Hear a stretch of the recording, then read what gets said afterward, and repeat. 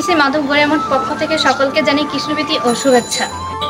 এই মঠটি বাংলাদেশের ঢাকা জেলার নারিন্দায় অবস্থিত।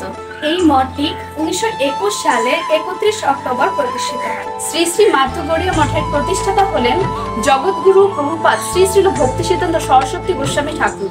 গৌড়ীয় ধারার শ্রেষ্ঠ মহাপুরুষ তিনি সমগ্র বিশ্বে 64 বছরে 64টি মঠ প্রতিষ্ঠা করেছেন। সেই মঠ সমূহের মধ্যে ঢাকা অবস্থিত শ্রী শ্রী মাধব গড়িয়া মঠ তার প্রতিষ্ঠিত তৃতীয়তম মঠ। এই মঠের সাথে জুড়ে আছে আমাদের দিব্যজন শ্রীল জগৎগুরু প্রভুপাদের অশেষ করুণা এবং এক অসাধারণ স্মৃতি। জন্মানস্য কন্যাদিকরতস চার্থে স্বভিক্ত স্বরাট তেনে ব্রহ্মহৃদয়াদিনি কবয়ে ময়্যন্তি যসূরয় তেজো বায়ুমিদং যথা বিনিময়ো यत्र त्रिशर्भूमिषा धाम्ना स्वेन सदा निरस्तकुमुकं सत्यं परं धीमहि। এই শ্লোকটি ভাগবত মহাপুরাণের প্রথম স্কন্ধের প্রথম শ্লোক। জগৎগুরু শ্রী প্রভুপাদ ঢাকায় অবস্থানকালে শ্রী শ্রী মাধব গড়িয়া মঠে ভাগবত মহাপুরাণের এই প্রথম শ্লোকটি 1 মাস ব্যাপী পাঠ করেছিলেন। সেই হরি কথা সম্পূর্ণভাবে লিপিবদ্ধ করা না গেলেও গৌড়ীয় ভাষায় তার কিছু অংশ সংরক্ষিত করা আছে। জগৎগুরু প্রভুপাদ শ্রী শ্রী ভক্তিসিদ্ধান্ত সরস্বতী গোস্বামী ঠাকুর তার অশেষ করুণাবশে ঢাকাবাসীদেরকে শ্রী শ্রী মাধব গড়িয়া মঠ উপহার দিয়ে গেছেন। শ্রী শ্রী মাধব গড়িয়া মঠ যাইতে অপ্রাকৃত। কেউ এই মঠকে বাহ্যিক দৃষ্টিতে বর্ণনা করেন, তো কেউ অপ্রাকৃত দৃষ্টিতে। আমরা কিভাবে গড়িয়া মঠকে দর্শন করব? কোন দৃষ্টিতে মঠকে সম্পূর্ণভাবে বাস্তবে বর্ণনা করা সম্ভব? গড়িয়া মঠের দর্শন সমূহ কি রূপ? আসুন তাহলে জেনে নেওয়া যাক।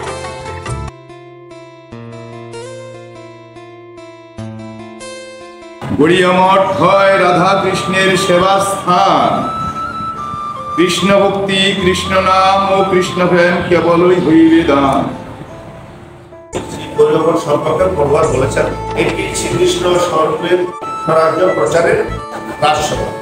এই স্থানটা অমন্ত্রণের দাম্পত্য চিকিৎসালয়, চিন্ময় জগতের আরম্ভ জ্ঞান বিজ্ঞান মহামন্দির এবং মহাপ্রধান কর্মগুরু প্রধান অঙ্গ হিসাবে অভিহিত করেছে। একই সাথে শ্রী গড়িয়া মঠ হচ্ছে কলি কোলাহল উৎপর বিশ্বে কৃষ্ণ কোলাহল উৎপর মন্দির। অনাবেশ কর্ম জ্ঞান যোগায়ী চেষ্টা উদ্ভব কেবল উপানত ধারায় সর্বদা কৃষ্ণ সেবার অনন্ত কার্য অনুশীলনের শাশ্বত তীর্থস্থান। শ্রী গড়িয়া মঠে হচ্ছে কৃষ্ণ কৃষ্ণভক্তি কৃষ্ণপ্রেম সকল প্রয়োজন জ্ঞান বিজ্ঞান। শ্রী গৌর রাধাকৃষ্ণের সেবা স্থান হচ্ছে গড়িয়া মঠ। জ্ঞান is the message of Gariya Math. ভগবানের কাছে চলো, ফিরে ফিরে চলো, এটাই গড়িয়া মঠের কথা। শুদ্ধ ভক্তির কথা, মহাপ্রভুর কথা প্রচার করবার জন্য গড়িয়া মঠের অবদান। মহাপ্রভুর অমূল্য উপদেশ ও শিক্ষাই শ্রী গড়িয়া মঠের প্রচার্য বিষয়। শুদ্ধ ভক্তগণের ভজন উন্নতির জন্য মঠ প্রতিষ্ঠা। শ্রী গড়িয়া মঠের উদ্দেশ্যেই পরিণত জীবের হরিনামের আলো প্রদান করে অর্জন করানো এবং সুকৃতির বাদেরকে কৃষ্ণ ভজনের অনুভূত প্রাণিত করা।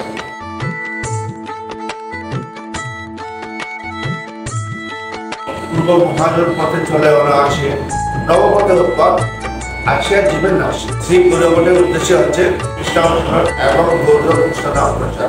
তাই গড়িয়া মঠের আদর্শ হচ্ছে মহাজনের দেখানোর পথে সাধুগুরু বৈষ্ণবের আনন্দের থেকে অনুসরণ করা। শ্রীমদ ভাগবতের প্রকার আচরণ না করে প্রচার হবে, এটা গড়িয়া মঠের আদর্শ নয়। শ্রী গড়িয়া মঠের একমাত্র উপাস্য হচ্ছে মহাপ্রভুর শিক্ষাহস্তকে গীত পরম বিজয়তে শিক্ষিত সংকৃত নাম। ভক্তিগুরু ঠাকুরের ভাষায় অমৃত পুরী বা পঞ্চরতে বদ্ধ হয়ে উৎকৃষ্ট বহির্ভূত সম্পন্ন নাই বরং সর্বব্যাপক ভূমির আয়োজন করা ভালো, অন্য সেবী সম্মান নাই বলে কথা।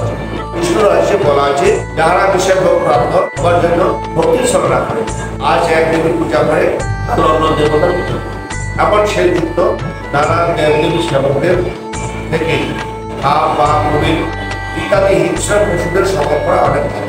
তাদের আলিঙ্গন করা এমন ব্যক্তিদের সঙ্গ এবং কৃষ্ণ বিমুখ ব্যক্তিদের সঙ্গ করা থেকে নিজের করে পড়ে যাও। এক কথা হচ্ছে কি, কৃষ্ণ সেবা করিলে ৩৩ কোটি দেবতা পূজা হয়ে যায়। ৩৩ কোটির দেবতা পিতা মাতা এক, কৃষ্ণ মাতা কৃষ্ণ পিতা, এর ঊর্ধ্বে নেই, এর সমান নাই। ৩৩ কোটি দেবতা হচ্ছে দাস। যেরকম আমাদের সাধারণত সংসারের প্রধানমন্ত্রী থাকে, তারপরে দ্বিতীয় পরামর্শ মন্ত্রী, যোগাযোগ মন্ত্রী, অনেক মন্ত্রী থাকে, অনেক লেভেলে অনেক পিছিয়ে সব কিছু সাধারণত ভাগ থাকে। ঠিক তখন দেবতাদের কর্মীদের ভিতরে সেটা আমাদের ভাগ আছে। যেরকম ব্রহ্মা, বিষ্ণু, শিব, নারদ এবং ঋষিগণ ওরা সৃষ্টির তত্ত্ব থেকে আমরা অনেকের পাই, অনেক কিছু পাই। তাই যে এই কৃতজ্ঞতাটা হচ্ছে একমাত্র কৃষ্ণ। ভক্তি মানে কায়মনোবাক্য, যাকে মনোনিবেশ এবং শ্রদ্ধা করা হয়। যিনি দ্বাদশ মহাজনের অন্যতম প্রহ্লাদ মহারাজ, তিনি 9টি ভক্তির কথা বর্ণনা করেছেন। তো 9টি ভক্তির মধ্যে হলো, ভক্তির মধ্যে শ্রেষ্ঠ 9টি অঙ্গ, সেটা হলো আমাদের শ্রবণ, কীর্তন, বিষ্ণু স্মরণ, পাদ সেবন, অর্চন, বন্দন, দর্শন, সাক্ষ্য, আত্মনিবেদন। এই হলো 9টি ভক্তির অঙ্গ। এই 9টি ভক্তির অঙ্গের মাধ্যমে যে কোনো একটি ভক্তি যাচনা করলে আমরা ভগবানকে প্রাপ্তি বা ভগবানকে লাভ করতে পারি। এই 9টি ভক্তির মধ্যে যে কোনো একটি ভক্তির মাধ্যমে আমাদের ভক্তির পথে অগ্রসর হতে হবে। যেমন আমাদের শ্রবণের মাধ্যমে রাজা পরীক্ষিত, যিনি জানতে পেরেছে যে 7 দিনের মাধ্যমেই তার সর্পদংশনে মৃত্যু হবে, এটা আমাদের ভাগবতে ব্যাখ্যা আছে।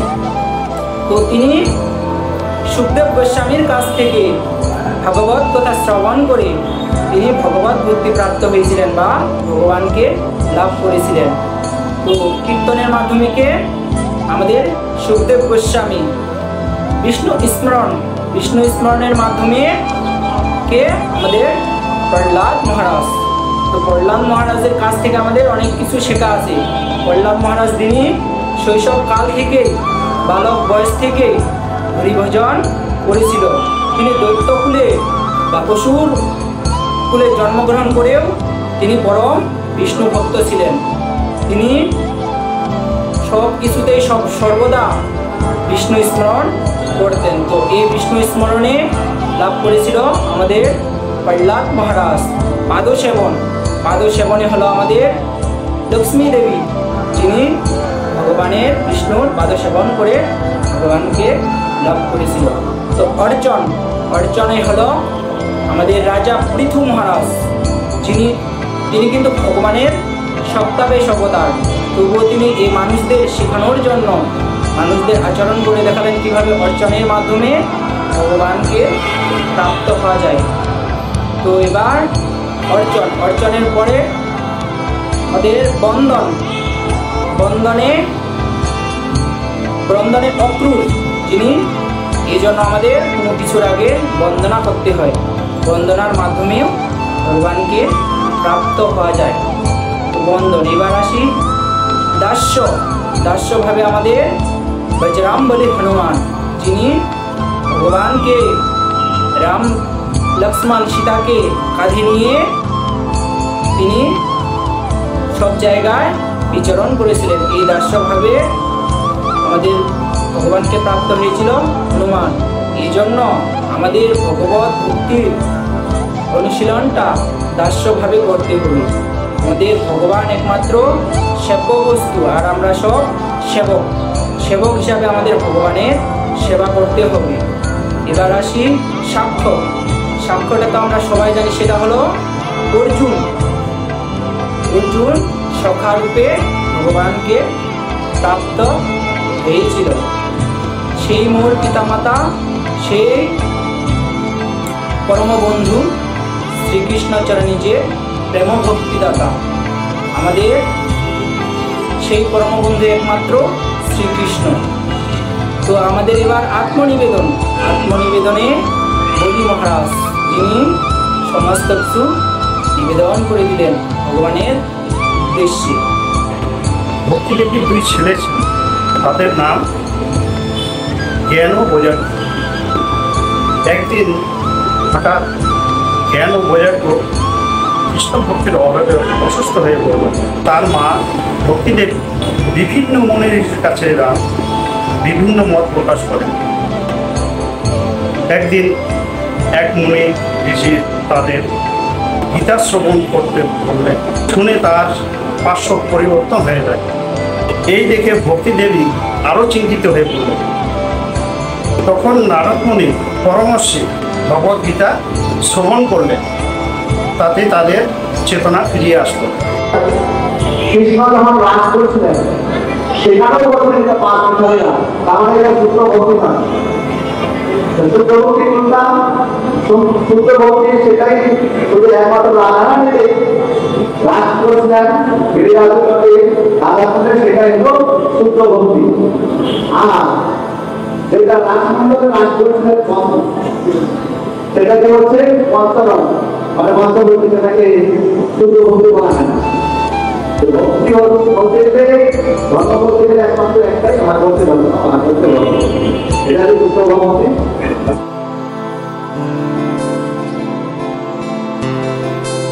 ভজন বলতে শ্রীকৃষ্ণ মুখোদ্গীর্ণ কীর্তন করাকে ভজন। তো সর্বদা সবসময় ভগবত কীর্তন, নাম শ্রবণ, কীর্তন, স্মরণ, বর্ধন, সর্বদা সারাক্ষণ সবসময় চিন্তন এবং অনুশীলন অধ্যাপন করাটাই চরিত্র হতে পারে। যে যে ব্যক্তি সর্বদা সবসময় ভগবত চিন্তন, নাম শ্রবণ, স্মরণ, বর্ধন করে, তিনি শ্রেষ্ঠ। ভজনের উদ্দেশ্য ভগবানের সুখ নির্ধারণ করাই। এখানে শাস্ত্রে পাই আত্মেন্দ্রিয় প্রীতিবাঞ্ছা তাদের বলে কাম, কৃষ্ণেন্দ্রিয় প্রীতিবাঞ্ছা তাদের বলে পূর্ববুদ্ধ সজ্জিত শক্তিকে থাকলে পরে ভক্তিটা জাদু করা যায়, সাধুসঙ্গ হয়। তাই ব্রহ্মাণ্ড প্রভৃতিতে কোনো ভাগ্যবান জীব গুরু কৃষ্ণ প্রসাদে পায় ভক্তি লতাবীজ, মালিন্যা সে বীজ করিয়া বপন, শ্রবণ কীর্তন করে পরিবেশন করে। সর্বক্ষণ শ্রবণ, কীর্তন, স্মরণ, বন্ধ, মনন সবসময় মনের মধ্যে চিন্তন, ভগবত গুণকীর্তন করাটাই ভজনের উদ্দেশ্য। আচার দান এই প্রচার করে, যে আচরণ না থাকে কি প্রচার করো? তুমি যদি নিজে মঙ্গলার্থী না করো, তুমি যদি নিজে আচরণ না করো, তাহলে তুমি এগুলো আরেকজন গানটা আরেকজনের কাছে শুনিয়া আরেকজন বলে সেটা বলে ছাড়ো, আপনার প্রচার করে, এটা প্রচার কোনো কাজ হবে। মহাপুর ভাষা যেটা না, আপনি আসলে ধর্ম জীবনে শেখায়, আপনি না বললে ধর্ম শেখানো হয়। যদি তোমার প্রতিদিন এগুলো হরিনাম জপ করো, প্রতিদিন ত্রিবেলা গায়ত্রী জপ করো, প্রতিদিনখানে প্রতিদিন মঙ্গলার্থী বিলম্বিন সাধু করে, সে গিরিয়ে থাকুক আর মনে থাকুক আর মনে থাকুক। যদি মঙ্গলার্থী না করে থাকে তাহলে তাকে সাধু খাতা থেকে একটু হলে তাকে নিচে নামতে, যেভাবে ছলে বলে কলে পোষণে মঙ্গলার্থী দিতে, এটাই হলো সাধু, এটাই হলো প্রচার। আচরণ না ছাড়া প্রচার করা সম্ভব না। প্রচার করলেও সেটা প্রচারের মানুষ খুশি হতে পারে, দেখে শুনে, এগুলো প্রকৃত প্রচার। ওটা প্রচার না হলে মানুষ ওইরকম প্রকৃতভাবে প্রচারক, তারা ঠিক প্রচার করেছে। আচ্ছা, তো সে আচার করে প্রচার করে, আচার প্রচার নামে 2 ঘর 5 ঘর জগতের মধ্যে আছে, তো ঠিক ওরা করতেছে। তো আমরা ওইরকম হতে পারি না বলে এত প্রচার করা আমাদের জন্য ঠিক নয়, বা এটা মোটেই কর্তব্য নয়। এতে করে এইসব বলা করা মানে মাথা এতে করে নিজের ঘটনাগুলোটাও নষ্ট হয়ে যায়। কারণ আমি যদি 10 টাকা থাকে, আমি যদি মানুষের 20 টাকা দিই, তাহলে আমার কি আছে? 20 টাকা দিব আমার কাছে লোন নিয়ে দিতে হবে, লোন নিয়ে দিতে আর ইনভেস্ট হয়ে গেল কত কত টাকা ইনকাম হচ্ছে আর 50 টাকা মানুষকে দিয়ে দিচ্ছে। এইটাই তো যে আমি যাহা অর্জন করবো তাহা জানি এটা পরিপূর্ণভাবে মানুষের পরীক্ষা করে না, তার প্রমাণ করতে পারে না। উনি যা আসন করছে পাল করতে তারা তখন প্রচার করার জন্য প্রয়োজন হচ্ছে তার অর্ধেক যেটা আসন করে অর্ধেকটা করছে, অর্ধেকটা দিলে আসন মানে প্রচার করা মানে কি প্রচার করতে পাঁচটা দিন করতে হবে।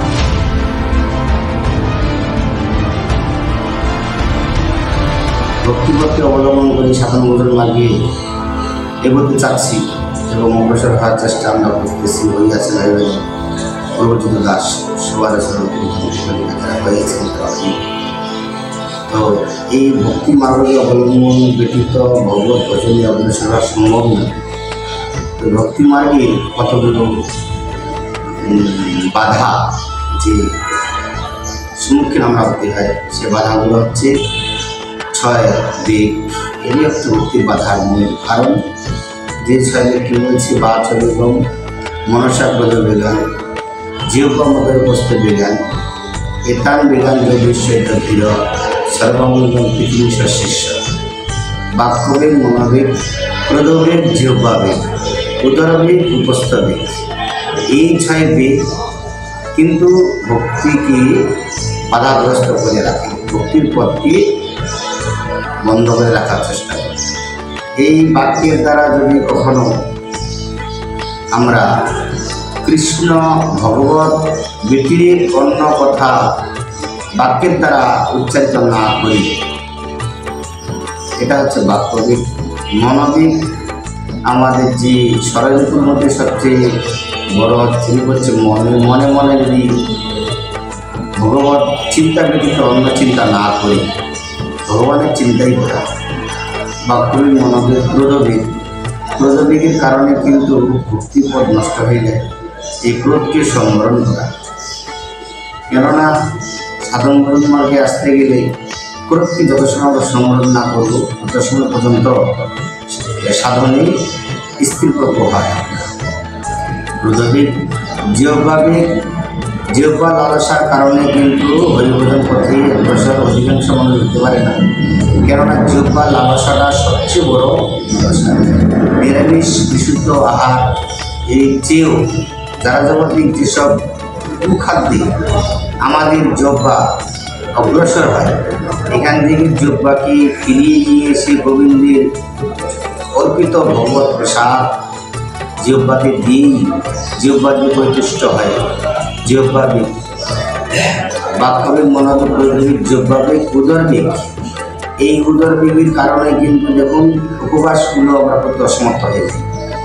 যেমন একাদশী ব্রত, জন্মাষ্টমী ব্রত, দোল পূর্ণিমা, নৃসিংহ চতুর্দশী, রামনবমী, যেসব ভগবানের প্রীতির জন্য যেসব উপবাসগুলো রয়েছে, কিন্তু উদরবেগের কারণে এই উপবাস না থাকতে পারার কারণে কিন্তু এই ব্রতগুলো আমরা নষ্ট করে ফেলি। যার জন্য উদরবেগকে সম্বল করা। উপস্থিত পুরুষাঙ্গের যে প্রকৃতি পুরুষের নিজের যে সুখ, এসব বেগগুলোকে যদি আমরা অতি সুযত্নের সহিত দমন করতে পারি, তাহলে কিন্তু বলছি এই 6 বেগ যার সদাবশী রয়ে সেই জন গোস্বামী বলে পৃথিবী বিজয়। শুধু 8টি আমি কোনো এক এরিয়া বলতে না, 6 বেগকে যদি আমরা দমন করতে পারি তাহলে কিন্তু পৃথিবীকে আমরা জয় করতে সমর্থ হব। প্রথমত ভক্তিপথকে অবলম্বন করতে গেলে যে বাধা, এই 6 বেগ আমাদের দমন করতে হবে। আর ভজন পথে এটা হচ্ছে বাধা। এবং ভজনের বিনাশ কিসে হয়? ভজনের বিনাশ হয় শ্লোকে বলছি, অত্যাহার প্রয়াস প্রজল্প নিয়মাগ্রহ জনসঙ্গ ললঞ্চ সরবির ভক্তি বিনশ্যতি। অত্যাহার শ্রীমদ্ ভগবত গীতায় বলছে অধিক আহার যারা করে তারাও আমাকে পায় না, যারা কোনো কিছু না খেয়ে জীবনযাপন করে এরাও আমাকে পায় না। যথাযোগ্য ভোগ নাহি থাকে। যার জন্য অত্যাহার করলে ভগবত ভজনে বাধা আসবে। কেননা যা আমার প্রয়োজন তার চেয়ে যদি গলা পর্যন্ত খেয়ে থাকি আর হরিনামে মন বসবে না। অত্যাহার প্রয়াস, প্রয়াস শব্দের অর্থ হচ্ছে ভক্তি গীতির বিষয়ে চেষ্টা। প্রজন্ম গ্রাম্য কথা বিষয়ে যেসব সারা আমরা 2024 ঘন্টা গ্রাম্য কথা নিয়ে খেলাধুলা করি তাকে প্রজন্ম বলা হয়। যেন 24 ঘন্টার মধ্যে সময়ের জন্যই ভগবানের গুণা কীর্তন, ভগবানের মহিমা শাস্ত্রগ্রন্থে অধ্যয়ন আমরা করতে পারি। যারা জগতের বিশেষ সঙ্গ করে বৃথা পর্যন্ত পর্যন্ত নিয়মাগ্রহ ভগবত ভজনের যে নিয়ম আছে এইসব নিয়মে আগ্রহ প্রকাশ করতে হবে। নিয়মাগ্রহ জনসঙ্গ, কেননা আজকাল আমরা যাদের সঙ্গ করি সবাই কৃষ্ণ বহির্মুখ। এই কৃষ্ণ বহির্মুখ সঙ্গ আমাদের ত্যাগ করতে হবে, সাধু সঙ্গ করতে হবে। এর জন্য জনসঙ্গ বলে তাকে বলা হয়েছে। জনসঙ্গ লৌলঞ্চ ভক্তি ব্যতিরেক বিষয়ে যেসব চেষ্টা এগুলো আমাদের ছেড়ে দিতে হবে। জনসঙ্গ লৌলঞ্চ সর্বে ভক্তি বিনাশ, একমাত্র এই ভক্তির পথকে বিনাশ করে দেয়। এর জন্য আমাদের অত্যাহার প্রয়াস প্রকল্প নিয়মাগ্রহ জনসঙ্গ লৌলঞ্চ এইসব বিষয়ে আমাদের সতর্ক সদাসর্বদা থাকতে হবে।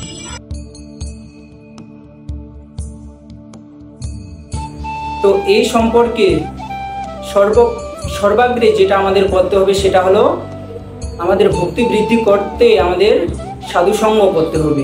সাধুসঙ্গের কোনো বিকল্প নেই। শাস্ত্রে বলেছে সাধুসঙ্গ সর্বশাস্ত্রে কয়, লবমাত্র সাধুসঙ্গ সর্বসিদ্ধি হয়। আমাদের চৈতন্য মহাপ্রভু ভক্তির রসামৃত সিন্ধুতে যদিও 64 প্রকার ভক্তির অঙ্গের কথা বর্ণনা করেছে, তবু এই কলিহত মানুষদের জন্য তিনি 5 প্রকার ভক্তির কথা বলেছে। সেই 5 প্রকার হলো সাধুসঙ্গ, নাম কীর্তন, ভাগবত শ্রবণ, মথুরাবাস শ্রীমূর্তির শ্রদ্ধায় সেবন, সকল সাধন শ্রেষ্ঠ এই 5 অঙ্গ, কৃষ্ণ ভক্তি জন্মায় এই 5-এর অল্প সঙ্গ। তো সর্বপ্রথমেই মহাপ্রভু বলে দিয়েছেন সাধুসঙ্গ। সাধুসঙ্গ ব্যতি রেখে ভগবত ভক্তিতে কোনোদিন অগ্রসর হওয়া যায় না। আমাদের মনের মধ্যে যে ভক্তিলতার বীজ আছে সেই ভক্তিলতার বীজটা অঙ্কুরিত হবে একমাত্র সাধুসঙ্গের মাধ্যমে। তো আমাদের এই জগতের একমাত্র নিত্য বস্তু হলো সাধুসঙ্গ, বাকি সব অনিত্য। তাই বলেছেন সাধুসঙ্গে কৃষ্ণ নাম এই মাত্র চাই, সংসার জনিতে আর কোনো বস্তু নেই। সাধুসঙ্গ ছাড়া আমাদের এই ভক্তিপথের যে সূচনাটা সেটা কোনোদিনও সম্ভব না। তাই এই ভক্তির সংজ্ঞা দিতে গিয়ে আমাদের শ্রী রূপ গোস্বামী পাদ ও নারদ পঞ্চরাত্রে ভক্তির সংজ্ঞাকে বলেছেন সর্ব উপাধি বিনির্মুক্তম তৎপরতেন নির্মলম ঋষিকেশ ঋষিকেন সেবনম ভক্তির উচ্চতে। আমাদের কখন ভক্তিটা জাগ্রত হবে? যখন আমাদের সর্ব উপাধি মানে সর্ব ডিগ্রি থেকে আমরা মুক্ত হব। এই যেগুলা বললাম আমি ব্রাহ্মণ, ব্রহ্মচারী, সন্ন্যাসী, এগুলা আমাদের উপাধি। এইসব উপাধি বলেছে সর্ব উপাধি বিনির্মুক্তম, এইসব উপাধি আমাদের মুক্ত করতে হবে। এসব উপাধির সাথে এসব উপাধিগুলোকে মলের সাথে তুলনা করেছে তৎপরতেন নির্মলম। এসব মল যদি আমরা যখনই ত্যাগ করব তখনই আমাদের হৃদয়টা নির্মল হবে। যখনই আমাদের হৃদয়টা নির্মল হবে তখনই আমাদের ভক্তির সূচনা হবে বা ভক্তির পথের সঞ্চার হবে। গৌরীয় বৈষ্ণব মানে শুদ্ধ সদাচারী। যিনি হবেন কৃষ্ণ বিমুখ যারা, তাদেরকে কৃষ্ণ উন্মুখ করাই গৌরীয় মঠের ভক্তদের একমাত্র কৃষ্ণ। তারা তাদেরকে এই দয়াটুকু করবেন যে যাদের এই জগতে মায়ার জগতে এসে যারা কৃষ্ণ বিমুখ হয়ে মায়ার কবলে পড়ে জড়জাগতিক বিভিন্ন কাজকর্মে, সংসারিক কাজকর্মে যারা ব্যস্ত হয়ে পড়ে, কৃষ্ণের প্রতি যাদের মন নেই, তাদেরকে কৃষ্ণ উন্মুখ করে দেওয়াই হচ্ছে বৈষ্ণবের কাজ। শ্রীমৎ মহাপ্রভু কলিযুগে এসে আমাদের যে বাণীটি দিয়ে গেছেন, যে পরশমণিটি দিয়ে গেছেন, হরির নাম হরির নাম হরির নামই কেবল ফলো নাস্তে নাস্তে গতিরন্যথা। এই যে হরিনামের প্লাবিত বর্ণনা সারা বিশ্বে প্রচার করতে হবে, এটাও গৌরীয় বৈষ্ণবদের একটি কাজ।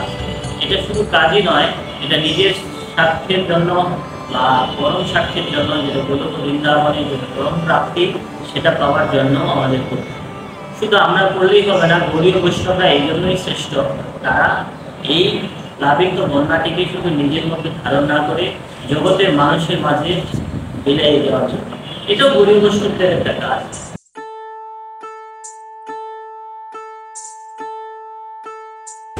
চৈতন্য মহাপ্রভু বলেছেন, না হম বর্ণী ন চ নরপতি ন অপি বৈশ্য ন শূদ্র ন হম গৃহপতি ন বানস্ত জ্যোতির্বা কিন্তু প্রদপ্ন অনিখিল প্রমানন্দ পূর্ণ মিতাব্ধ গোপীভূত পদ কমলায় দশানুদাস।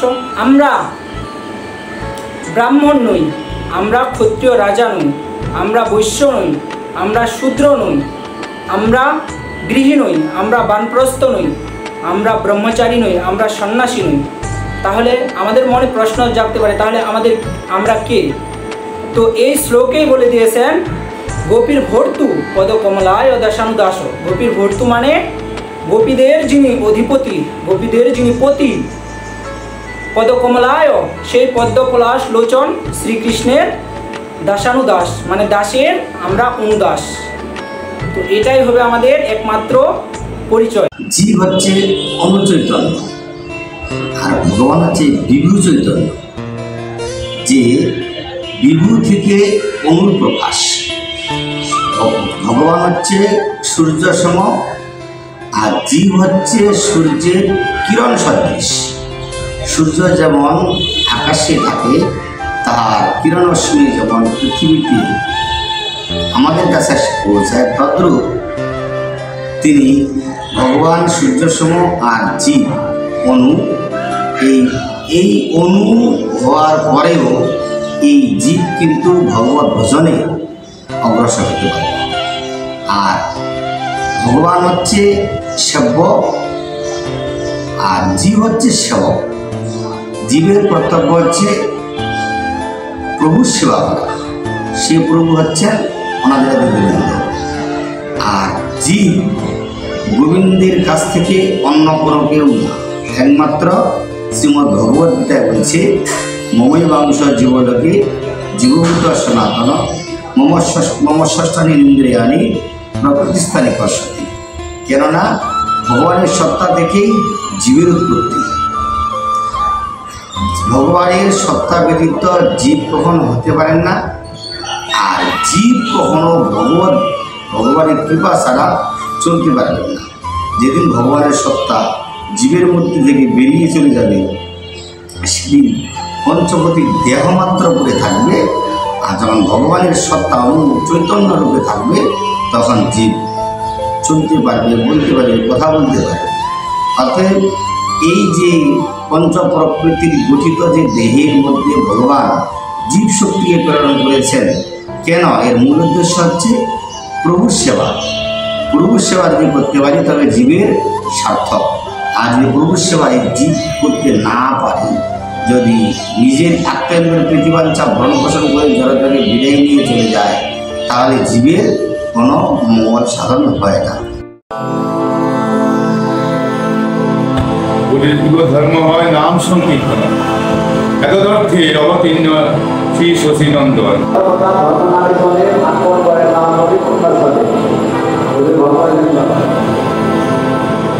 আমরা সবাই পৃথিবীতে অনেক ধর্ম এখন, সবাই কোনো ধর্ম দেওয়া ধর্ম শেষ নাই, কিন্তু শাস্ত্রে কি বলছেন? বলে সব সমাধর্ম, যার যার ব্যক্তিগত ধর্ম হতে পারে না, যে আমার ধর্ম এটা, আমার ধর্ম এটা। আপনারা সকলে জানেন, যেমন বাজারের স্বর্ণ, স্বর্ণ একটা স্বর্ণই,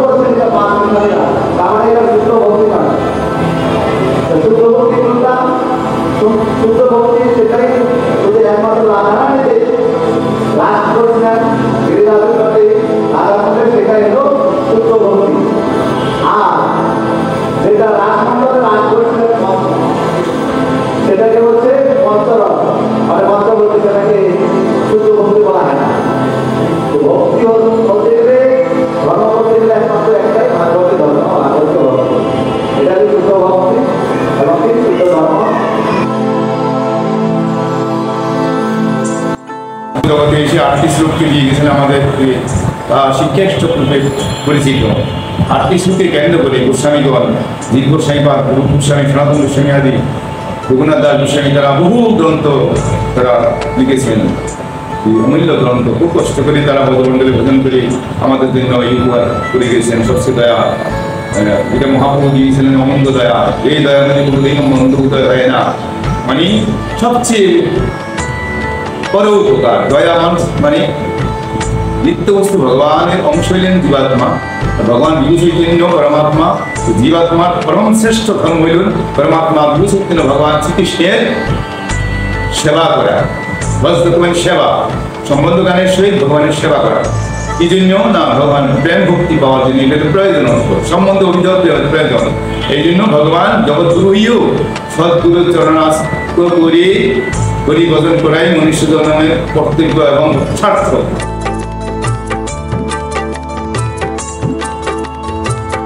ঈশ্বর পরম কৃষ্ণ সচ্চিদানন্দ বিগ্রহ অনাদি আদি গোবিন্দ সর্বকারণের কারণ। কলিযুগ ধর্ম হয় না, বলি নাম সংকীর্তন, যেই নাম সেই কৃষ্ণ, বদ নিষ্ঠা করি নামেরও সহিত আসেন আপন শিহরি। শব্দ কর্ম করে ভাগবত দিয়ে গেলেন কলিযুগে। এই ভাগবত পূজা করলে কৃষ্ণ পূজা হবে। এই জন্য ভাগবত প্রথম শ্লোকে বলছেন তমাদি দেবং করুণা নিদানং তমাদবর্ণং সুহৃদ অবতার অপার সংসার সমুদ্র সেতুং ভজামহে ভাগবত স্বরূপম। শ্রীমদ ভাগবতকে আশ্রয় করলে মানে কৃষ্ণ শরণাপন্ন হলে, কৃষ্ণ শরণ আশ্রয় করলে, কৃষ্ণ পূজা করলে, ভাগবত পূজা করলে কৃষ্ণ পূজা হয়ে যায়। এই জন্য ভাগবত তিনি শব্দ ব্রহ্মরূপে সেই কৃষ্ণ। রাধা কৃষ্ণ মিলিত দুই গৌরাঙ্গ মহাপ্রভু, তিনি কলিযুগে পঞ্চতত্ত্ব রূপে আসলেন। তিনি মূল হলেন কৃষ্ণই স্বয়ং তিনি। তো ভগবান না হলে এই অবতারী, তিনি হলেন অবতারী। আর যেসব 10 অবতার আছে, মীন বরাহ, কুর্ম, নৃসিংহ, কল্কি, বামন, রাম অবতার, এরা অবতার। কিন্তু অবতারের থেকে অবতরণ করেন বলে অবতার। এই অবতারই একমাত্র এই প্রেম মুক্তি বিতরণ করতে পারবেন। তাই স্বয়ং ভগবান সেই গোলকের নাম তিনি নিয়ে এসে কলিযুগে বিতরণ করেছেন। অতএব নামকে ডাকলেই নামই উত্তর দিবে, যদি সঠিকভাবে নাম চলে যায় ভগবানের কাছে। যারা কৃষ্ণ উপাসনা করে, গোলক বিহারী বৃন্দাবন লীলা পুরুষোত্তম কৃষ্ণের, এটা হলো কৃষ্ণ। যারা বিষ্ণু উপাসনা করে ঐশ্বর্য মার্গে, তারা হলেন কৃষ্ণ। ভজন করতে করতে যখন লীলা মাধুরী, শ্রী মাধুরী, বেণু মাধুরী, উপমাধুরী আকৃষ্ট করবে, কৃষ্ণ শব্দ মানে আকর্ষণ করা, জীবকে আকর্ষণ করছেন। কিন্তু আমরা বিষয় ভোগ করছি বলে আমাদের কান পরিষ্কার নেওয়া উচিত। ভগবানের নাম, রূপ, গুণ, লীলা পরিকল্পনা লিখো, লিখলে নিজে শান্তি পাবে, জগতের শান্তি হবে, মানে আত্মা প্রসন্ন হবে। আত্মা প্রসন্ন হলে ভগবান হৃদয়ে ভক্তি দেবীকে প্রেরণ করে, হৃদয় আর ভক্তির দ্বারাই ভগবানকে লাভ করা যায়। যেন ভক্ত অশ্লীল ভগবান, ভক্তাদি ভগবান, যুগে যুগে ভগবান ভক্তির জন্য আসেন, ধর্ম স্থাপন করবার জন্য আসেন। আর অধর্ম যারা অসুর তাদেরকে সংহার করবার জন্য আসেন। আর ধর্ম যখন যখন লুপ্ত হয়ে যায় বা তার প্রতি অবিচার হয়, তখন ভগবান আসেন। ভগবান যখন যখন না আসেন, তার নিজে পারিষদ পর্বকে পঠান। এই তারপরে এই ব্রহ্মা আমাদের বেদবেশ লিখে তিনি শান্তি পেলেন। শান্তি পাওয়ার পরে জগৎ শান্তি হলো। কলিযুগে তিনি সপ্ত ব্রহ্মরূপে বেদবেশকে কেন্দ্র করে তিনি সত্তা আবেশ অবতার। প্রথম ভাগবতীয় চতুশ্লোক ভগবান ব্রহ্মাকে শ্রবণ করেছিলেন। যখন ব্রহ্মাকে সৃষ্টি করলেন নারী কমলে পদ্মে, দেখছেন চারিদিকে অতল জল, কুল কিনারা নাই, আমি কোথা থেকে আসলাম, দেখছি একটা না এর মধ্যে 14 ব্রহ্মাণ্ড। ভগবান অন্য সজ্জে আছেন নারায়ণ, তার নাভি ভবন থেকে সেই নামাজের পদ্ধতি যখন সৃষ্টি করবেন মনে মনে ইচ্ছা ছিল ভগবানের, কিভাবে করবেন, এভাবে মায়াকে ক্ষম করে সৃষ্টি কার্য করলেন। ব্রহ্মাকে প্রথম সৃষ্টি করলেন। তখন ব্রহ্মা দেখছেন যে আমি কোথা থেকে আসছি, কাউকে দেখছি না। তখন এদিক ওদিক চারদিকে তারা প্রতিটা একটা মুখ। তখন একটা আকাশবাণীর শব্দ হলো দৈববাণী, কি জলের মধ্যে শব্দ হলো, শুধু জলে জল দেখছেন। তপ তপ তপ মানে তপস্যা করো, তপস্যা বিনা আমাকে কেউ জানতে পারে না, নিশ্চয় জানতে পারবে না। তপস্যা তপস্যা বসে গেলেন। বহুকাল তপস্যা করতে করতে করতে করতে ভগবান প্রসন্ন হয়ে এই চতুশ্লোকী ভাগবত মূল চাই চতুশ্লোকী ভাগবত ব্রহ্মাকে শ্রবণ করা। পরবর্তীকালে যত সৃষ্টিকার তিনি ব্রহ্মাকে মুক্ত করেন, আর তার পরবর্তীকালে ব্রহ্মার মানুষ নারদ ঋষি দিয়ে এই ভাগবত ধর্ম পরবর্তী বেদবেশ বেদ বিভাগ তিনি করেছেন। যেই নাম সেই কৃষ্ণ, এই নামের মধ্যে কৃষ্ণ। কৃষ্ণ কোথায়? কৃষ্ণ কোথায়?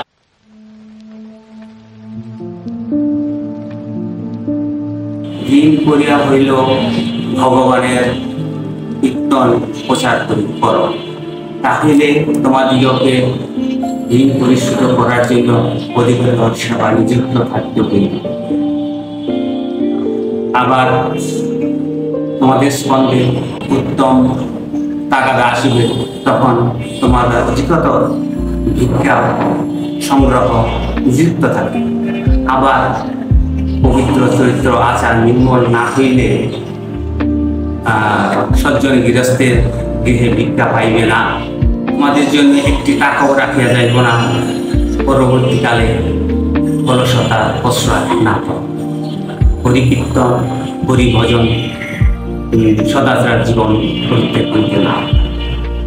হরে কৃষ্ণ।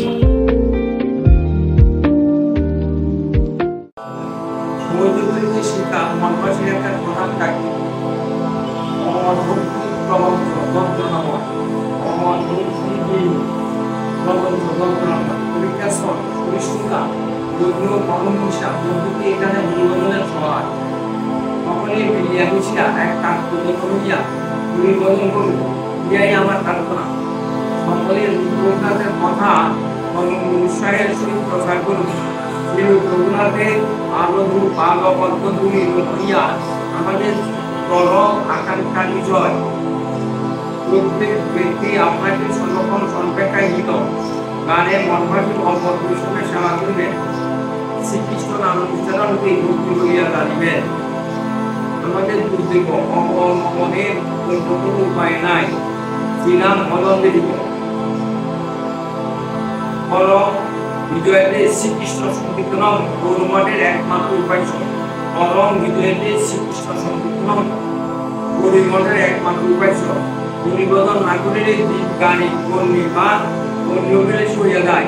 সেই জন্য সর্বদা ভগবানকে মহামন্ত্র উচ্চারণ করিয়া ডাকিবেন। নিবেদন করিয়া শ্রীকৃষ্ণ নামে শ্রীকৃষ্ণ নাম গ্রহণে সকল মঙ্গল হয়। যেখানে ভাগবত সেবা পূর্ণমাত্রা অবশ্যই হইতে পারি, সেখানে দোষ কান না এসেছে। যেখানে ভাগবত সেবা পূর্ণমাত্রা যুক্ত হইতে পারি, সেখানে এই চোখ কান নাকের দ্বারা কৃষ্ণতল বাইরের বিষয় বিচার বন্ধ হয়ে যাবে।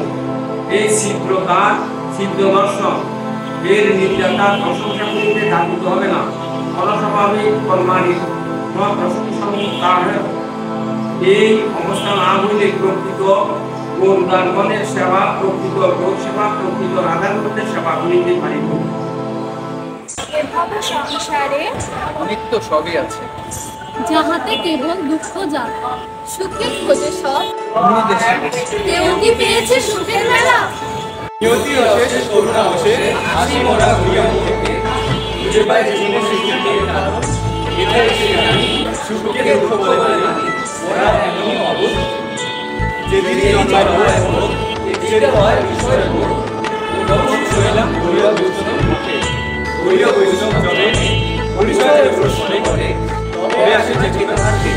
এ আমি কি বলিতে আসিয়াছি এভাবে, কোথায় যাব কিভাবে হবে না জানা, মৃত্যুর পরপারে। ভয় নাই এসেছ যদি প্রভুপাদের শরণে, যমরাজও কিছু করিতে না পারিবে, যতই থাকুক যমদূত পিছনে।